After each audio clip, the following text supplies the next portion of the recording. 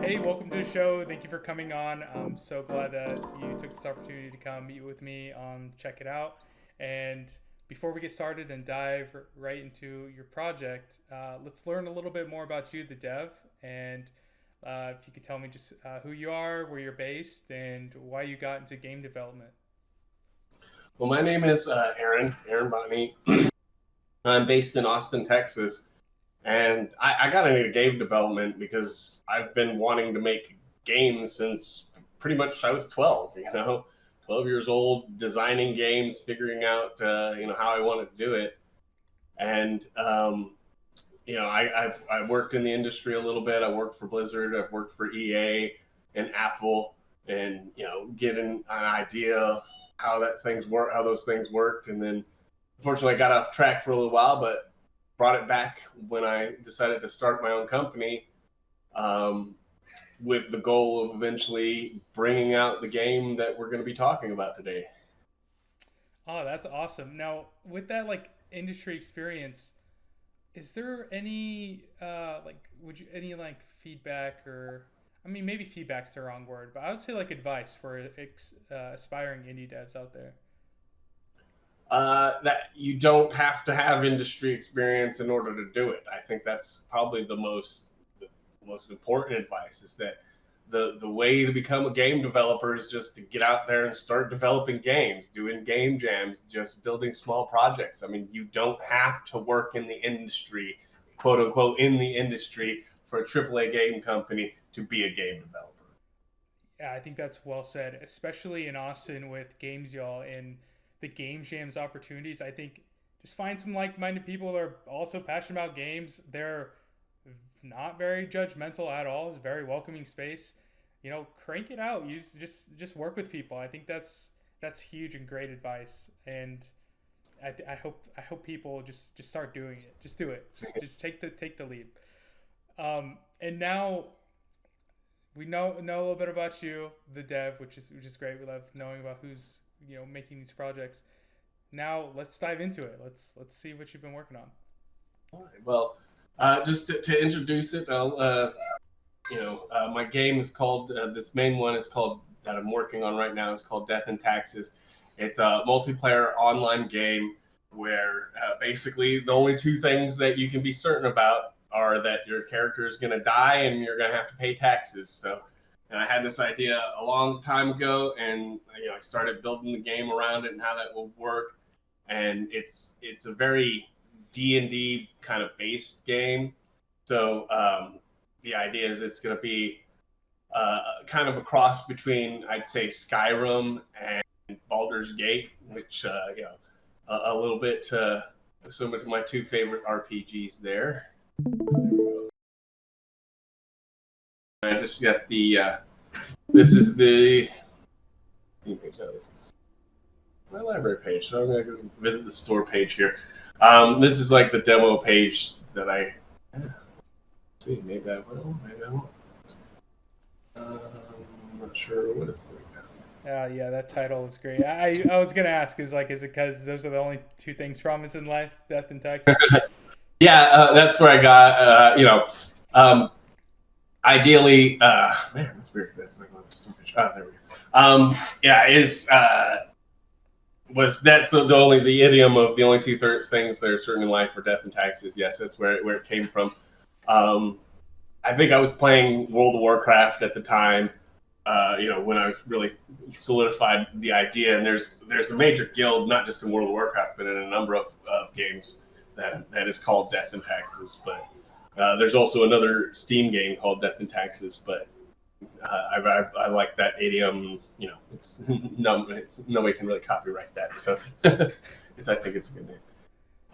But yeah, so this is the Steam page that I got up. We got some nice screenshots from just a little demo here, and I can hop into it. But um, it's the kind of idea for the single player demo here was to show off just some of the smaller concepts of the game. Or I'm sorry, not smaller concepts. The kind of idea for the single player here was to show off some of the more important concepts of the game, which are going to be number one, the action staff, which is something that you see across the top of it there of the screen, and that's going to be very important to the game because that's where everything happens. And then the demo also displays a little bit of the faction system, which is going to be kind of the central place where characters will be coming together. So, oh, sweet. We'll let it get through just this quick teaser trailer real quick, and then I can boot it up, and we can check out the first couple minutes, kind of introduce it, and introduces the concept of the action staff. Let's see. Awesome. Yeah. So, what made you decide to make it a multiplayer RPG? Well, so this game I actually ran for about 2 years as a tabletop RPG. So it's always been in my head a multiplayer game because it's always had roots in kind of like D&D type style of games. Okay. But the goal is, when I was running this game for 2 years, it unfortunately the way it was running, there was just no way to make it work to make it scalable. There was just no way to make the game scalable as a D&D style game like that, because you just would have to have too many people running games. Mm-hmm. So the kind of concept is I want to take the same game that I was running as a tabletop game, but make it a live multiplayer game, so you can automate some of the things like there's gathering and there's stuff like that. So when you're doing it as a tabletop game, you have to have a game master around to make sure the players are being honest and stuff like that. Where as in a video game, your game master is essentially the computer, right? Yeah. So I wanted to a major goal of Death and Taxes is to try to bridge the gap between a tabletop game and a video game, try to bring them together, and not in the way that Baldur's Gate does, where I think that's more you're just kind of playing a version of the tabletop game in the visual simulator. Okay. Whereas this is, I want people to be the individual members of the party and go out on party missions together, and then come back to a city.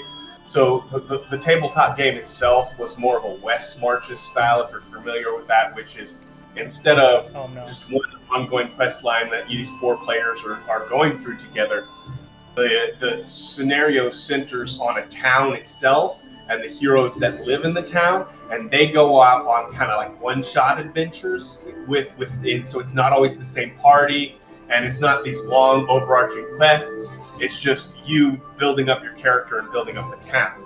So this is it's very much contains the essence of that game still, but it's the idea is going to be building up a video game. And so the multiplayer aspect comes from the kind of the interactions that you get multiple players in the game in D&D. Oh, there you be. We be almost there.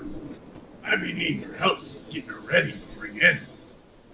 So that's me doing the voice acting on that guy. Pretty good. So what we're seeing, this is the intro of the game that everybody's going to see. And explain what we're seeing on screen. The moment to be in view. And sorry, what was that? I didn't catch that. This is like the tutorial, kind of get you a little bit familiar with some of the aspects. Okay. So he casts you. What he said, most people he brings to the island or up on land, up on deck counting at land, and he's asking what I've been doing below deck because I wasn't. So you got a few options here. So the game again is kind of D&D based, so you got 6 stats. That's the basis for everything. You got strength, agility, speed, constitution, intellect, and spirit. And so it's actually asking you what you've been working on while you've been on the boat. So you start off by picking one of these things. So we'll just say speed. Oh, she'll be getting faster. Stand fast. You need to get moving. Head over to the mast. Face me. Hit that first lever on your left. So the rest of this it's kind of explaining how this action staff works. Now, the point of this action staff, the whole idea behind it, is that in most MMOs, multiplayer games, most any video game these days, you kind of got, you got like 20 spells that your character knows, right? And then basically you'll end up using like 4 or 5 of them. You hit 1, you hit 2, you hit 3, and then when one's off cooldown, you hit that one again, and you just do the process. So I'm trying to create a more involved game mechanic to get people, to do a lot more crazy stuff, and not just you don't go with the rotation. So that's why I developed this action staff. And the idea is that you can perform actions in real time, like I'm about to do. I'm going to run up here, and I'm just going to hit the lever, and you see it'll come up. It'll start in real time. There. Okay, that's good. Or now for the second. I can do actions. I can queue them up for the future. You be needing to prepare your action to be hitting it hard.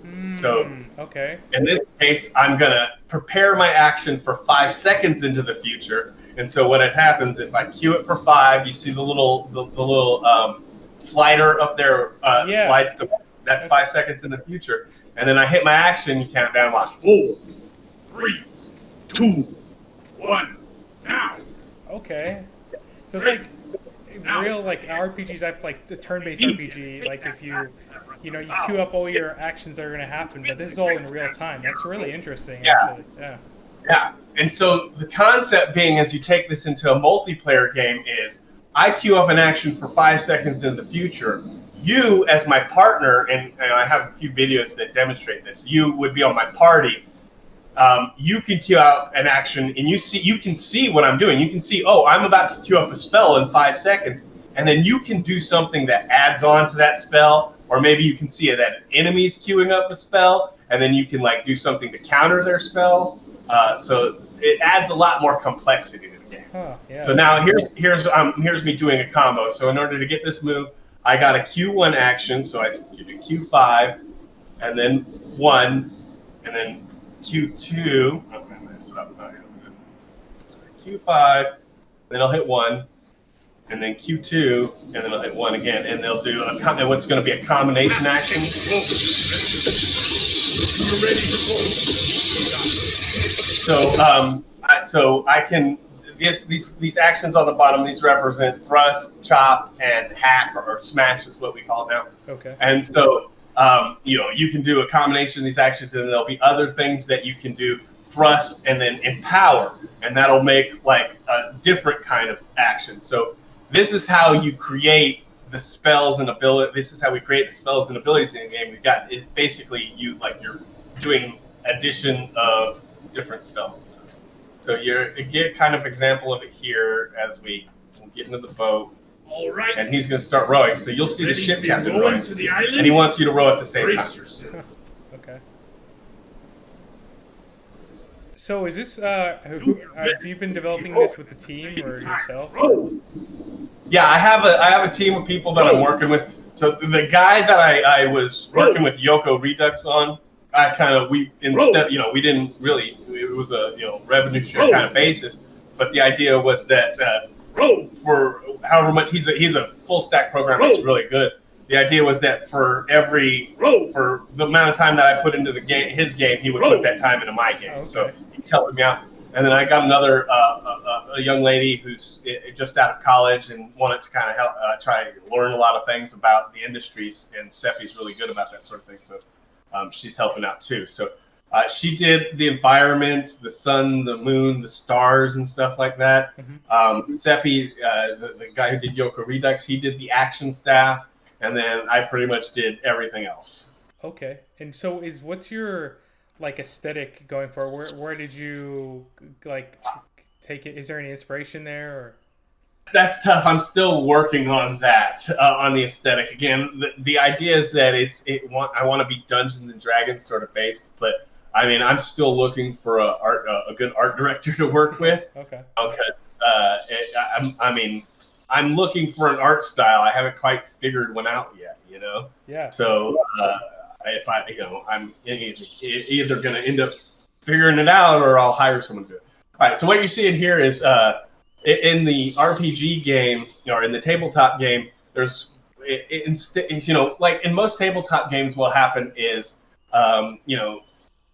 the DM, the dungeon master, has a plan, and you go through quests, and you pretty much go through things. In this tabletop game, it was kind of the opposite. Is the players got to make a plan, and as the dungeon master, I came up with things to basically throw their plans off the rails, and they had to go and so they would have a plan of what they wanted to do for the session, and then something would throw up, like random events would come up and end up basically just changing up their plans. So the idea is, you might have something that you want to do, but the world might end up having something else that it wants to do more. So is there going to be like, are you going to have like quests for like the players to do, or is it, no, or like how is the quest? Yeah, explain like the quests to me. So there aren't going to be any town NPCs. Like, so there's going to be other factions. There's going to be hostile and neutral factions, but in the town, ideally, it's going to be all players. So there's going to be one town that exists at first, and there's going to be kind of mechanics that force you to go to town. And but no, ideally, there's not going to be quests that an NPC gives you.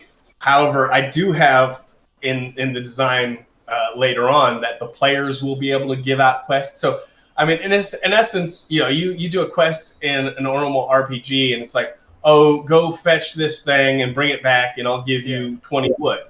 Well, a player could do that quest just as easy. If a player needed some type of item, and he could put up a quest shop so that a lower level player could go fetch that item for him, and then the higher level player will be able to reward the lower level player with experience.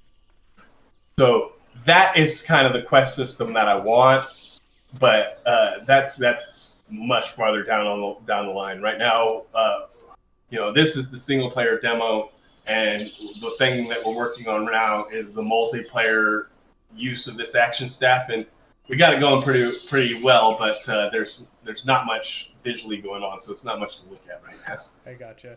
Well, that's exciting. So, like, if say we're in a multiplayer server, I'm a lower level player, and there is a shared item that we all want to get that probably requires us to go out and probably defeat a monster together. So that's like something that going to the town and like, hey, I need this. Other adventurers are like, can't do it on my own, but if we do it together, we probably have a chance, and we can all like get the reward together. It's like a scenario that sounds like would be very dynamic and emergent with this game, which sounds pretty cool. That's the goal. So what I'm doing right now is I'm making my way to the town. So I'm kind of walking because everything in this game uses energy. So walking, attacking, casting spells, everything uses energy. And so you recover energy by resting. So it's not like you slowly recover energy over time. You can only get it back by resting. And it's going to get really dark here for a second until the moons rise. We're trying to. This is still a demo, so there are a few bugs that we wanted to work out that we kind of didn't quite work out in. But so there is a really cool day and night cycle, and there are 2 moons, and there are actually stars that you can identify constellations on. And the plan there is that later on you identify constellations. Once you get that skill up, you get less debuffs at night. So right now there's a night. So the game goes like there. The game is skill based. So you got a list of skills. So everything you do it requires a skill, and every time you do it, it increases the skill. Okay. And so every time you increase a skill so many times, that levels you up, and that's how you increase your like. So here so I picked the speed at the very beginning. So I got 5 speed, and I actually increased my Constitution 1 just by running and jumping around. So everything you do basically contributes to leveling up and increasing your character's abilities. All right. Yeah. Okay. So I got here at night, kind of, but here's the town, which represents the faction that you can join. So you can join a faction, And then this is where you start going to building the town up. So players will come, they'll join a faction, they'll donate stuff. You can build faction buildings. You know, they can, as you can see, this whole faction area, you can choose and like where to design the buildings. And then you can start researching faction traits. And these are things that it's kind of like if you ever played D&D, you know how you start off with a trait. These are things that once researched, any player who starts off in this faction will have. So again, the goal is to make this as open-ended and open world for the players so they can build their own race. So like, for example, you have Cat's Eye here, which allows players to have better darkness vision, right? Yeah. I intend on doing things like magic resistances, stuff like that. So you'll be, instead of, one of the other points of this game is instead of picking all these things when you first make a character, you don't pick a class at the beginning. You earn your class as you level up in the game, and nothing's set in stone. So if I start out as a mage and I do 10 levels as a mage and suddenly I want to do a warrior stuff, I can go, my strength might be low, but I can go start doing warrior stuff, and there's no class switching. It's just whatever you do, that's what you are. Oh, okay. Yeah, that's really interesting. So, like, yeah, you could be, if you spent tons of time, you could be just the greatest at everything, and probably like a legend if you're like in the world, right? And then that's so cool. Yeah. And that's what's cool about this is that's where the death comes in, which I haven't quite talked about yet. So your character will die, and ideally, if you die of old age, your skills will be super high, so you'll be able to do all sorts of crazy stuff. But once your character dies, death isn't the end. In this game, the end game is not leveling up your character to max level and going killing bosses in some dungeon. In this game, the end game is death.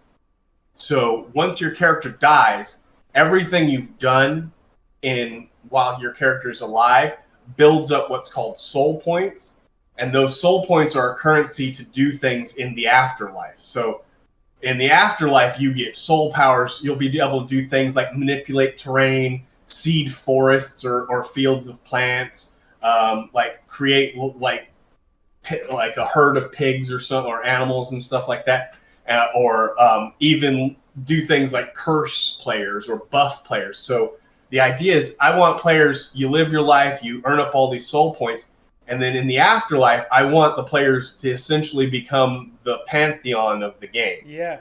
Okay, that's exactly where my mind was going, was like, you basically, a player will be the deity that another player could be worshipping, or like... Exactly. And the idea is that if the live players, there will be ways literally to worship, for the live players to worship a dead player, and that will allow the soul points that you earn in life, it's a limited currency. So once it's gone, you respawn and you become alive again. But there will be ways to continue to earn those soul points in the afterlife, and that's what, like, if you can get other players to pray to you, you can keep getting those soul points and keep doing godlike things in the afterlife. Okay. So is there like you can stay a god, and then would you just like have to? So if, say, we're playing a multiplayer server, right? When you reach death, so death is I imagine it's from getting old. It's not from. Is it also from, you get slain by maybe another player or yes, or another you can monster? get slain by other players or monsters, or if you make it, you will die of old age, which will be about 3 real life months or 60 in-game years. Okay, that's interesting. And then will there be like debuffs to when you reach a certain age during those months of that other players will tell, like, this guy is an older player? What I'd like to do, and I think this is definitely possible because you've seen it in games like Fable and stuff, is as the character ages, that they get like grayer hair and wrinkles in game. I think that might be lofty. We'll see how tough that is, but that's how I want to indicate that players are getting older. And another thing is like right now, as you see, the time is passing. Like the moon here, you see that the two moons are out here, and I don't think you can see the constellation. We only have one constellation in game right now, but like you can study the constellation and learn it, and it's the RAM right now. But like time is passing, and the idea is that time is always going to be passing, whether or not your character is logged in. So you will still be getting older even if you're not logged in, because time is always passing. So when you log in, you're just playing, I guess, a character later in the life. I don't think I'm probably just going to hand wave it. I don't think I'm going to try to lure it away. Okay. But but basically, your character will last for 3 months whether you play it or not. What I'm going for there is, I'm kind of going for an in-between MOBA type game where you play your character for a couple hours, and an MMO, like full-on MMO type game where you play your character for years and years. I want what I'm trying to do. The actual goal here is to kind of take away FOMO. A lot of games these days, they operate on fear of missing out. FOMO, and so that's how they get you to keep playing. So I think actually Rust does it. They reset a lot. They reset their servers a lot and things like that in order to give newer players a chance to feel like they're not always catching up. So that's why time is always going to be passing, and characters are going to die after 3 months of after 60 years of in-game time or so, regardless. In order to help, they'll spur along. They'll make them get into the afterlife phase, and then spur along. That's kind of the idea. Okay. I'm gonna get like really nerdy. I'm just thinking of like, because how dynamic it can be, like players, right? Like you could have like a legendary cast of players that are all like older, right? And they're like the Avengers, right? And then you could even have like somebody who's like a legend, an infamous legend, and they call, I don't know, we can call them like the old Slayer or something, and they will not allow like somebody could be like, no, I won't allow to be a deity. They want to be the only they want to be the only one or the first one, right? And they could be like this infamous character that, if you're with a bunch of players, like then that person could either keep going, or everybody decides that let's take care of this guy. That's pretty cool. Well, there's going to be another wrinkle to it in that, again, once you die, then you go into the afterlife. You get these afterlife powers depending on how much you've done during the life, and one of those things will be like curse another player, right? So if you get into these points where hopefully we have these multiplayer PvP battles and such like that, you're actually going to have to consider whether or not to kill a player, especially if he's old, because he's going to have a lot of soul points and he might be able to mess you up in the afterlife. You don't know. So I think it's going to add, I've added a couple of elements in there that, once you kill a character, if they just respawn, it's really easy to grief someone. You just kill them again. But one of the things I have is like, once a character dies, you're going to have the option to smite your killer, which is going to give them a debuff of some sort that I'm thinking of. So if I just go around and grief people, then I'm going to get this stacking debuff of being smitten by smoked by all these people. Yeah. And so one of these targets here is to kind of help control morality without a straight up karma system or something like that, because that sort of thing never seemed to work for me. So there has to be some kind of consequences to just going around murdering people, and so that if you give them a little bit of power or something that they can do back to you, then you might have to take a second thought about going around griefing. And I like how you because I brought up that it could be a potential problem, but the soul points and the deity, it solves that potential of griefing or being a griefer. And now I'm really curious as what's been the most rewarding part of developing this game, and also what has been the most frustrating?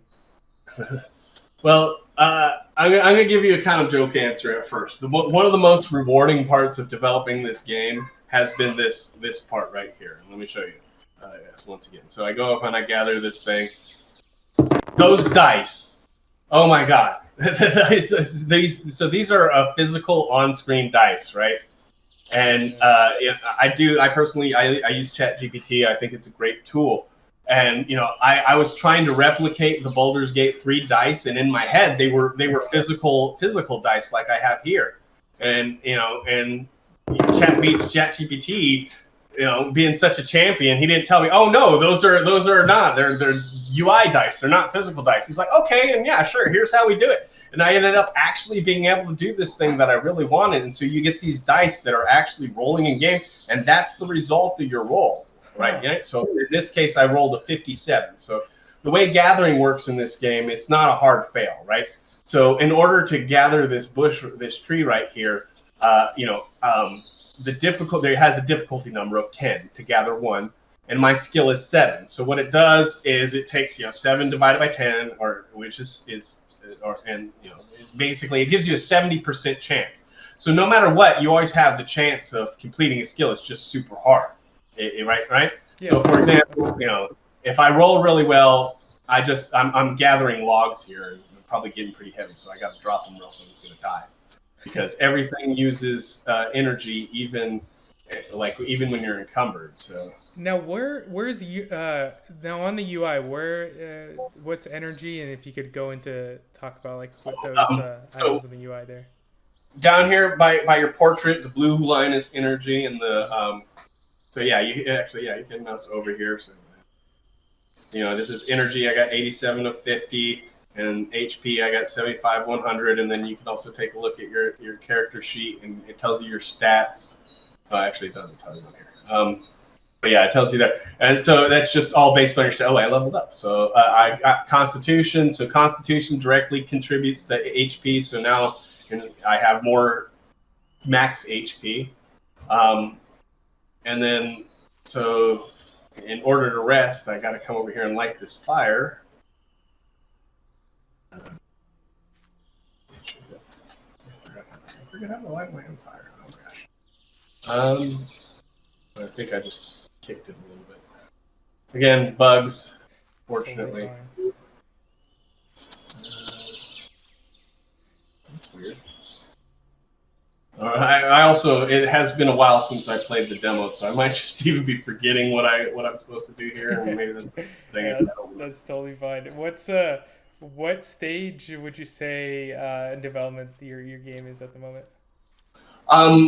Well, I mean, this is obviously a demo, and so we're complete doing that. So the demo is done.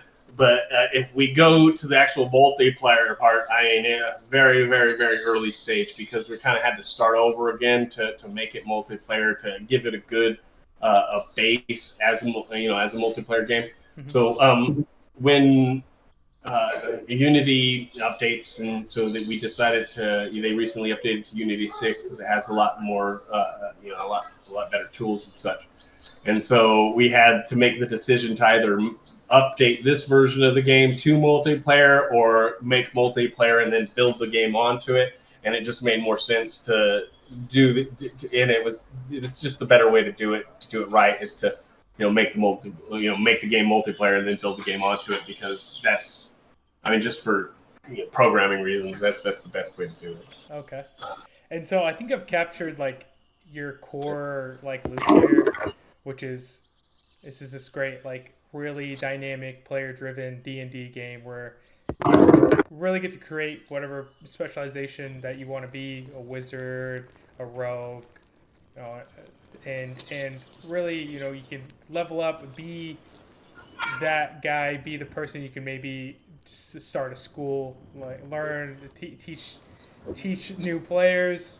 Then hopefully you reach the end, you die at that old age, you can be, I imagine, when you first start, you're probably more of like a minor deity, and then when you keep the cycle going and you collect the same soul points in the same server, I would imagine then you could become like a greater deity, and then you can really wield like this power.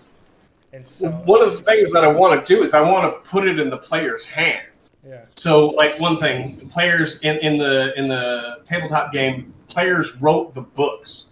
So there was one player who just really got into writing books, and so then he actually becomes able to shape the lore of the game. So you have things like in your skill stats like intelligence. So like strength, you raise your strength by doing things like chopping trees and mining.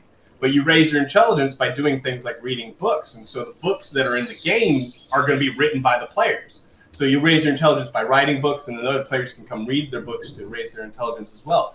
But so by encouraging the players to write the lore, they begin to shape the lore. And, that was one thing that it was easier to do in the tabletop is like they got to name the currency. Like I started out as gold, but whatever they were calling the currency, they ended up calling them ducats, And so that's what it became. And so I want to give players the tools to shape the world, whether in the current life or the afterlife. But what you touched on was like a player starting a school. So one of the things you can do is come in here and one of the buildings you can build is a tavern. And so you start out, you can build a tavern in just one square. I don't have enough resources to do it right now, but you build it up and you'll be able to build it larger and larger. And you'll be able to decide, okay, do I want to focus on cooking and feeding people, or do I want to focus on building a lot of rooms that people can sleep in? So the idea is you should be able to live your character's entire life without having to go in combat if you don't want to. And level up and do things and have a fun game, like running a tavern if you want to, being a blacksmith or being a merchant, or just being a wanderer that goes down and collects things and comes back and sells them to the town. Or you can be a warrior and stuff. But everything you do, gathering, collecting, building, donating, it's going to generate those soul points that give you that power in the afterlife. So it's not just, I go kill a bunch of stuff and now I can be a god in the afterlife. I can become a god by staying in town and doing a bunch of stuff for the town. Ah, okay. Or not necessarily being the local at the tavern, like every day you wake up and drink, maybe like.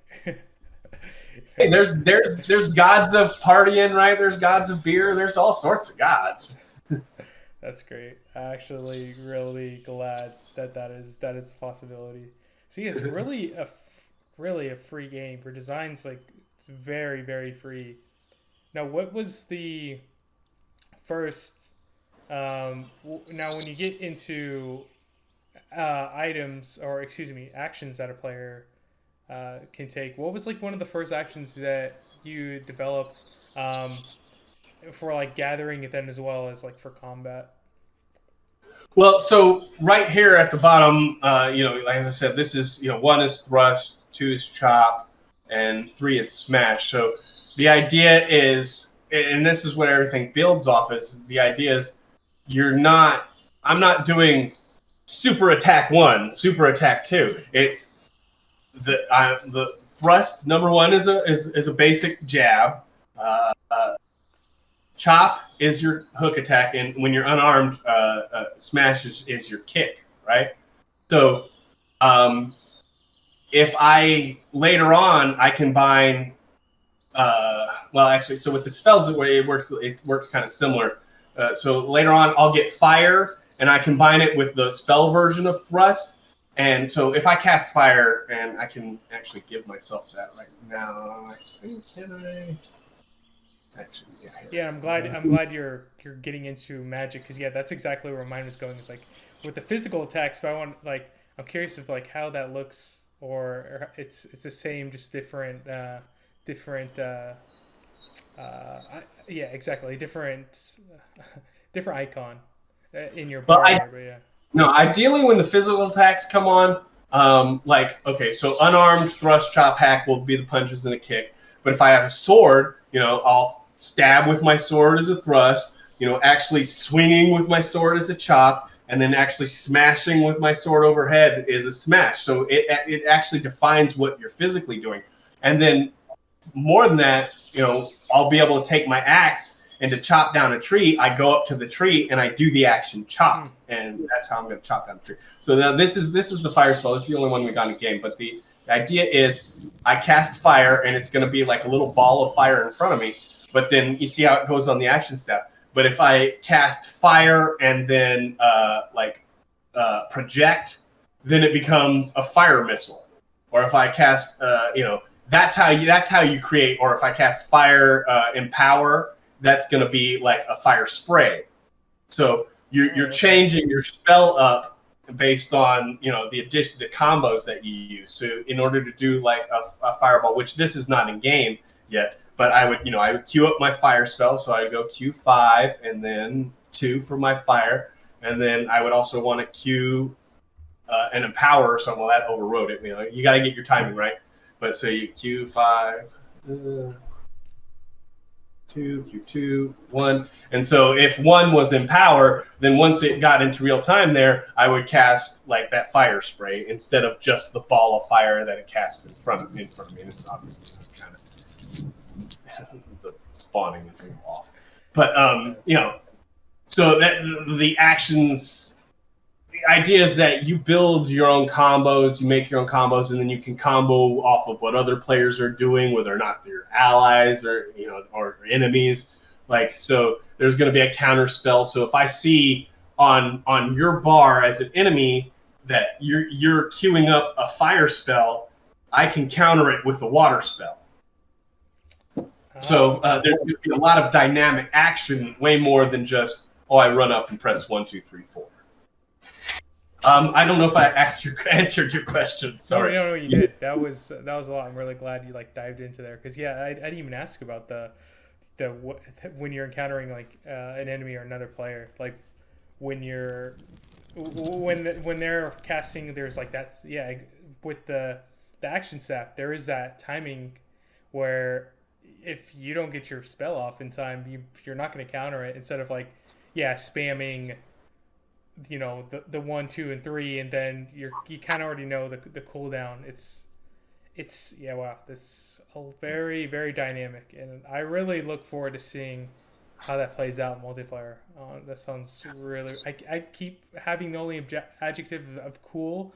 That sounds very unique. I need to expand my vocabulary there.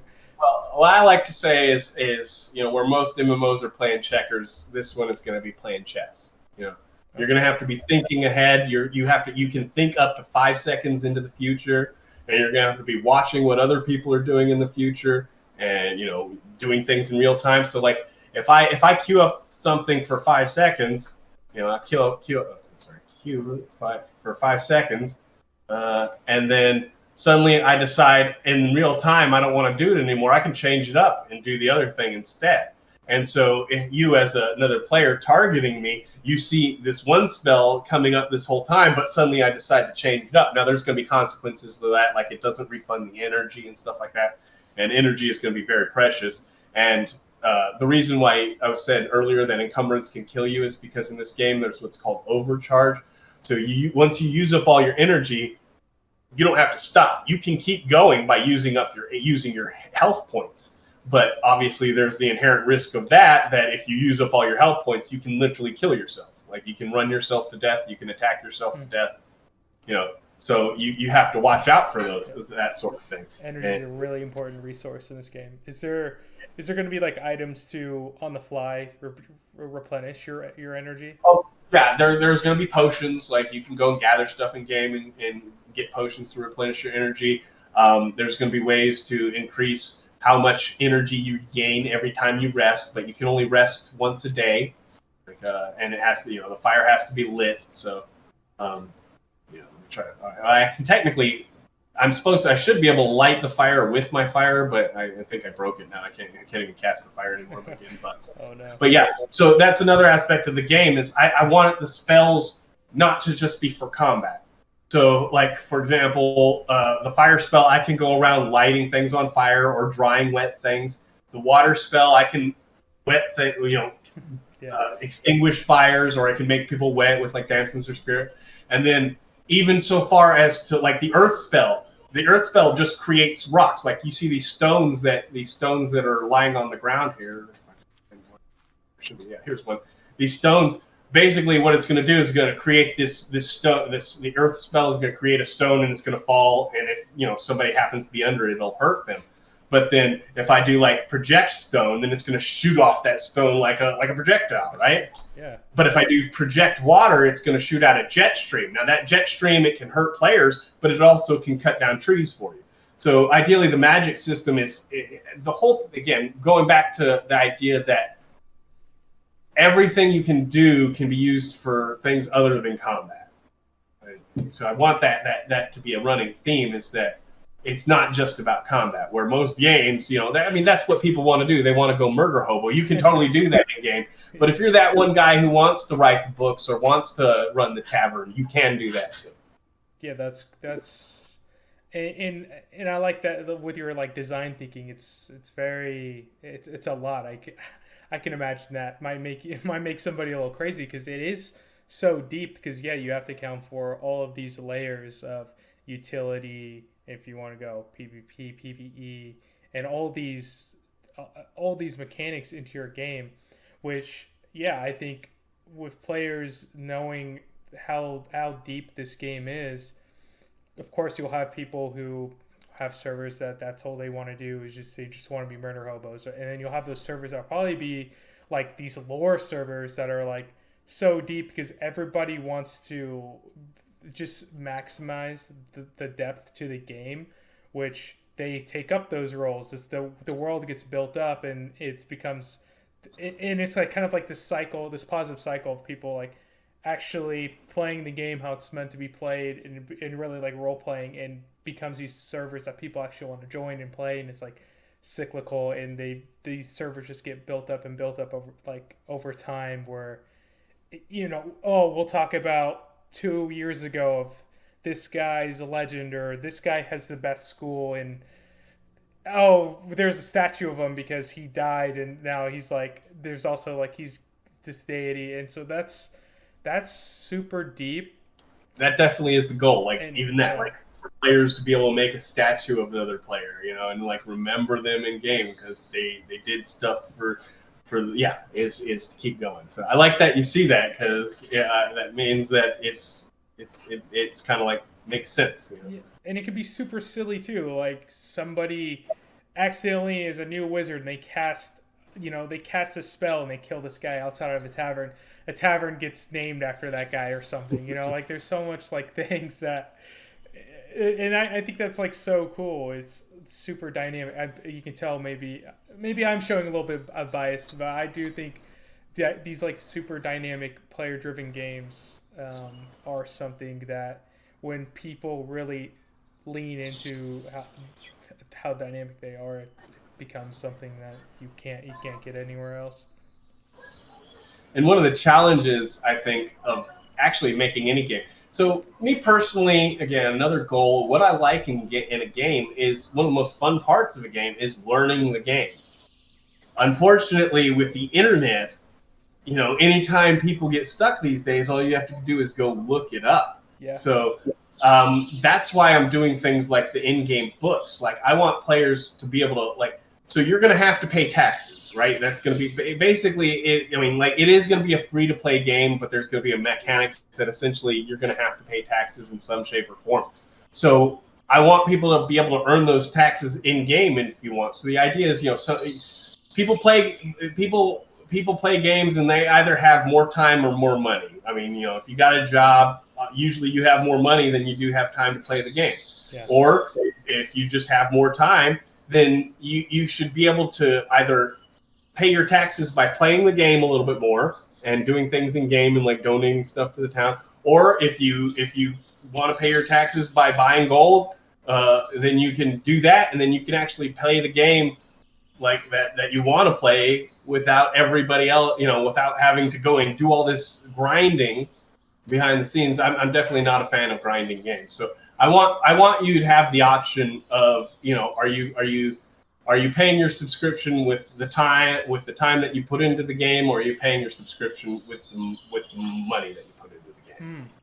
And would you think of like there might be of like the possibility of like private servers? So if people like, no, this is a grindy server, and there isn't that ability to buy the gold to pay taxes, is that like a possibility?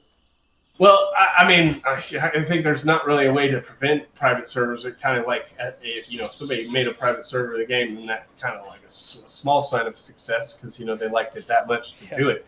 So if they want to make their own rules and stuff and run it that way, and obviously that's something you kind of want to consider is if the private server is doing well, then they're doing something that the players like. But the idea is that a live-based service game costs money to run. So there has to be some kind of income in some form. And so that's what the golden taxes system is that, you're going to have to, everybody's going to have to buy gold to play the game because that's essentially going to be the subscription. The math I've worked out is going to be to about, $10 a month, right? Now, however, if I go in and I have gold and you're selling wood, I can either go and collect wood or I can buy the wood that you're selling. And so if you've had time to collect the wood, then I buy the wood that you collected and then you take that taxes to pay your gold. So it's kind of like, I like to say, which may be controversial, but it's how trickle down economics actually should work. And it should work, and it will work in a game. In this game, because of what I went back to originally, there's no in-game NPCs that I can go and buy the Sword of Winning from. So everything that a player purchases, he has to purchase from another player. So the argument is a lot of time, I've put a lot of thought into this. How do you make it not pay to win? And I think that's the key aspect is that I can't go in, dump a bunch of money, get all the best stuff from an NPC, and that money just goes into the void. Whereas you pay real money for gold, and that gold is going to either go to your faction to pay taxes, which that gold actually then goes to buy things for the faction to improve it, or it's going to go to another player to buy their goods, which that player can then use to pay the taxes. And if a player somehow, they put all this money, they become this basically this big wealthy person in the game. Yeah, they have to use their money to get an economy, but at the end of the day, their life is only 3 months, so they can't just they can't just stockpile this money and hoard and the resource or hoard items that people might be able to purchase or buy because they're going to be gone, Well, and their body is going to be out there somewhere in the world, so somebody's going to be able to find it. That's the idea too. It's full loot, so when you die, especially if you die to a monster or die to the world, well, the one benefit you will have is that you do know the general area where you died. Now it's all about getting it back, Yeah, but anybody can come up to your body and loot it if they find it first, So there's going to be transition to wealth, but outside of very few specific scenarios, all the money goes to other players in some form, right? Whether going to the faction to buy traits like you saw, or buy additional faction buildings. So as you see with the skills there, you're gonna, so you fire rune skill, arboricultural skill. So I can build a building that whenever I go and level up my skill in, I'll get faster leveling or more results or something like that. So you're going to have to make choices because the town is only so large in size. You're going to have to make choices of what you want to use the space. So I can build a temple to make my meditation better. And meditation is one of those mechanics that is gonna be like transferring soul points. But meditation is also going to be a mechanic. It hasn't been added yet, but I still have a button right here already. It's going to be kind of like a player help mechanic. So what players are going to be able to do is they'll be able to meditate and either meditate on a question. So if they have a question about the game, they can type it in, or they can meditate and open themselves out to the world. And the people who do that, they're going to be able to see the questions that other people are asking and answer them, and then they can get soul points for answering other players' questions, right? So the idea is like you're encouraging players to help each other. I'm trying to keep everything as contained in the game as you can, so you don't have to break immersion by alt-tabbing and going out to a wiki to figure something out. So you have to reward the players for doing those things, so they can sell their books. Totally. They can get soul points for answering by being guides in meditation, stuff like that. And so I want it to be self-contained. I want the players to make the game, essentially. I'm just giving them the sandbox. Yeah, that's super cool. And regarding this game that you're making and this sandbox you're creating, what is the next milestone for Death and Taxes that you're like super excited about? To get the multiplayer part working, like we have, we have at this point we have servers and clients that individual players can log into. Like we don't have a hosted server yet, so like, but within Unity, the basis for multiplayer is being set up, and now so us among the developers, one guy can go in game and he can queue up an action like I do there, like Q5. And then if I'm targeting him, I can see it. So, the actual multiplayer core is what we're working on now. And I'm super excited for that because that is literally the basis of everything. Once you get that multiplayer core in, we've pretty much built the whole game already. I mean, we've got the vertical slice of the game in the demo here. Okay, yeah. So once we can just layer this on top of the multiplayer, it's going to start rolling. And I think that's what has me the most excited. It's just getting that multiplayer. I mean, we were talking the other day in our dev chat about how Steffi was showing off just these dots, just like what you're seeing, if nothing else but seeing these dots roll across the top of the screen. But it was actually in multiplayer, and we were like, this is the most mundane thing ever visually, but we're all so super excited about it, just these dots rolling across the screen. But because it's happening over the network, yeah, that's the hard part. The dopamine of when something you've been working on or slaving over is just finally working. It's a great drug. If they could bottle that, I mean, man, I think a lot of people would be hooked on it. Because I can totally relate. Like something you've been cramming your brain over and trying to get it working. You see it finally working, even obviously it doesn't matter the roughest state, right? You're just like, I can work with this. The refinement is now possible. It works. This has been really great. I kind of want to shoot off some before we finish. If there's anything else you really want to talk about or really show people about Death and Taxes before I shoot off a couple fast questions. Unfortunately, there's not too much to show off just yet. I mean, I got a lot of plans. This is this is an RPG that's been 30 years in the making, and unfortunately, all the stones are coming into place, or to make it happen now. So hopefully by this December 2026, we will have a multiplayer early access game for people to play of Death and Taxes.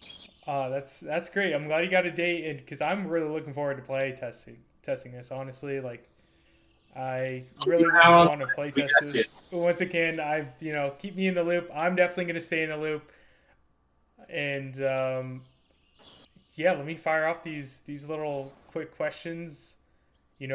What's an indie game that you love and you think more people should play? Maybe a tool you can't live without. Best advice you've gotten as a dev, and yeah.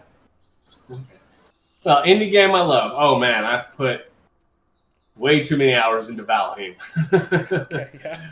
Actually, I love the game so much. I'm not adding building like they do into my game because it's like, well, I can't. I'm not going to do it as well as they're going to do it. So I'll just, if ever I want to build like that, I'll just go play Valheim some more.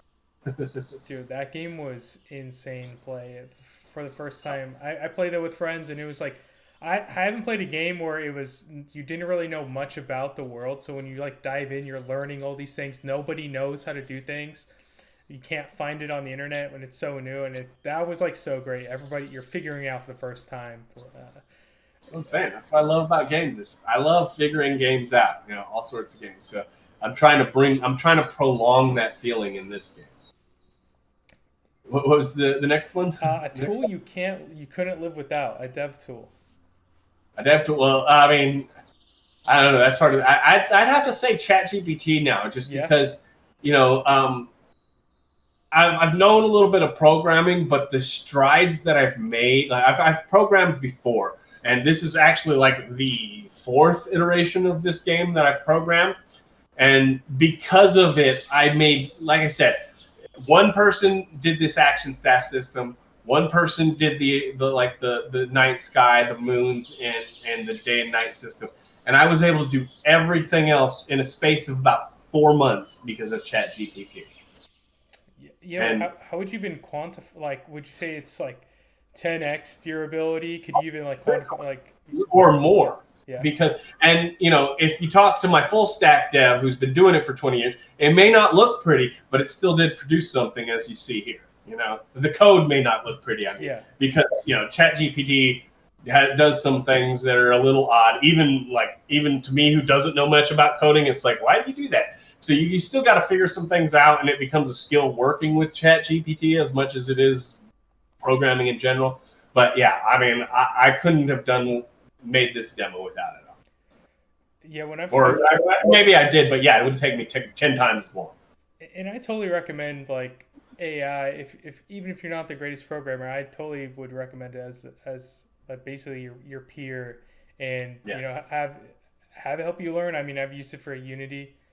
Have it help you learn how to make a game. It probably won't be great. I mean, you'll learn still, and you'll even learn from better ways to program your game. And yeah, I think it's a really good tool. Especially, I think it really helps indie devs for programming and getting their And in game the off long off run, the ground. getting something out is the important part. I mean, and if it helps you do that, then more power to you. Right. My last like lightning round question is best advice that you've gotten as a dev. Basically what I just said. Make it real. I mean, like you see it a lot on Reddit, and the kind of is make it exist, then make it exist first, and then make it good. That's probably the best advice. Is get out there, start doing it, start getting your hands dirty. Don't wait for somebody else to give you money to do it, and you might just find out by the time somebody's ready to give you money to do it, you don't need their money. The power of making a vertical slice and with short form content with the internet now, like Instagram, TikTok. If you just show people, even before then, just get it out there, show people what you're making, and with people's eyes, that money will come.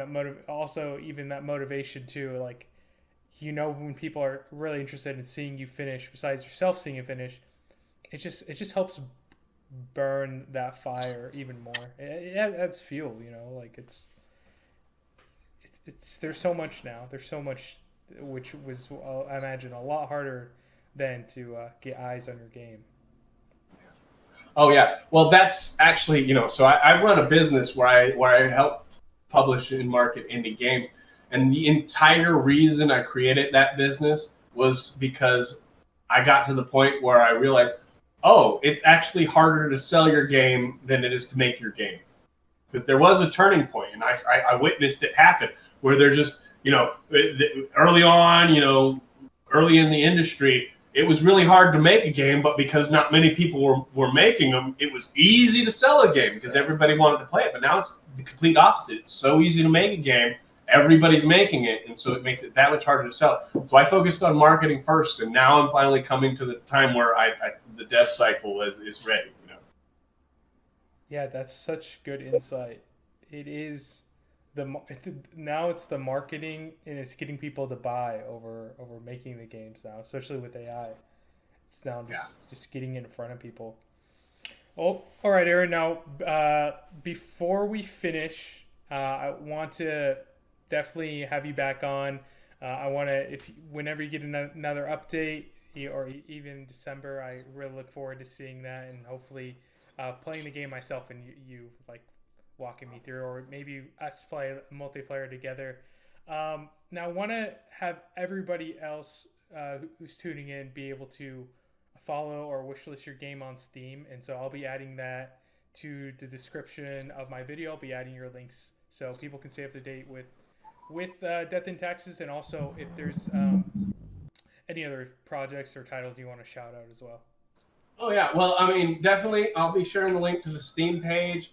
The Steam page has a link to my publisher page which links to all my other games. Like the big one that I'm doing right now is called Tombstone MMO. So we've done another MMO already. It's out now, and it's a really fun game that's inspired by RuneScape, and it's a 2D pixel art game. So I mean, I definitely want to shout out that. But yeah, check out my website. All my social media, all my branding is Red Tiger Pro. So if you search Red Tiger Pro, you can find me. Sweet. Aaron, thanks so much for hanging out. We'll definitely check back in with the game as it evolves. And people, like he said, go check out his other games too. Support the man. Red Tiger Pro, you heard him. And again, those links will be in the description below. Thanks so much, Dana. Great. I'm happy to talk about it, and I'd love to keep you posted and keep your viewers posted. Awesome. Thanks, Aaron.